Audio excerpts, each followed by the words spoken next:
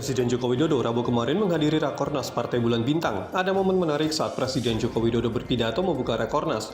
Jokowi sengaja batuk untuk membalas pernyataan Ketua Umum PBB Yusril Iza Mahendra mengenai sosok pemimpin zaman dahulu.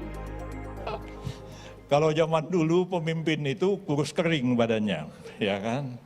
Kecapean kerja terus, ya, gak sempat mikir apa-apa. Kalau pidato di podium batuk-batuk, saking kecapean dan kurusnya. Nah, itu pemimpin zaman dulu. Makin keras batuknya pidato itu, makin berwibawa dia di mata para pengikut-pengikut.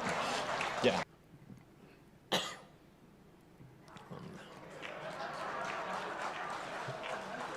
Saya batuk tadi ingat sambutannya Prof. Yusril.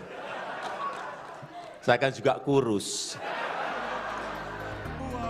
Pada Rakornas PBB, Presiden Joko Widodo mengaku akan mendukung Ketua Umum PBB Yusril Iza Mahendra sebagai calon presiden atau calon wakil presiden jika Yusril mendapatkan kendaraan politik di Pilpres 2024. Tim Liputan Kompas TV.